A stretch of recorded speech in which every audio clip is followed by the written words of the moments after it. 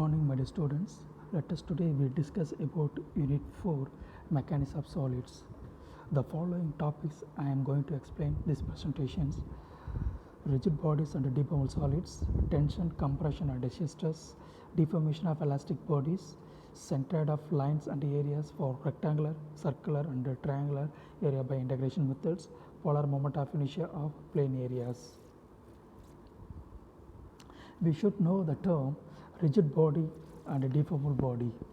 Rigid body is defined as a body on which the distance between 2 points never changes whatever be the force applied on it.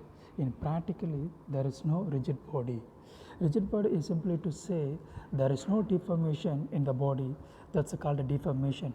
But it can move or rotate itself. In this case, every body to deform when applying a force which is not enough to use any application, that is negligible one. So it is called rigid body. The other term, deformable body. A deformable body is defined as a body on which the distance between 2 points changes under action of some force when applied on it. When a force applied on a body which is deformed or its change in shape and dimensions, that's called a deformable body. The other term, stress. The force of resistance per unit area offered by a body against deformation is known as stress.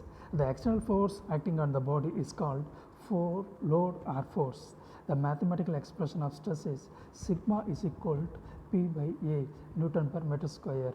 Sigma is equal to stress, so P is equal to external force, A is equal to cross-sectional area. When a force applied on a body which is internally resist per unit area of applying force, that's called stress.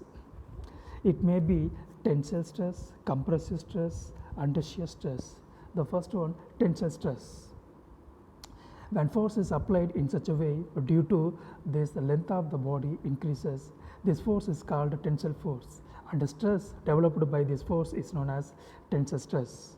In figure A, the tensile force acting end of the body. In figure B, the tensile force acting towards the left, the resisting force internally act opposite to the tensile force. Similarly, in figure C, therefore, tensile stress sigma is equal to resisting force divided by cross-sectional area is equal to tensile load divided by area. So, resisting force is equal to tensile load. Therefore, sigma is equal to P by A Newton per meter square. The next one, compressive stress. The force is applied in such a way due to this length of the body decreases. This type of force is known as compressive force, and the stress which is developed by using compressive force is known as compressive stress. Therefore, compressive stress sigma is equal to resisting force divided by area, or push divided by area is equal to P divided by A Newton per meter square. The other term, shear stress. In figure, two equal and opposite forces are acting tangentially across the resisting section. In figure B, as a result, the body tends to shear off across the section is known as shear stress.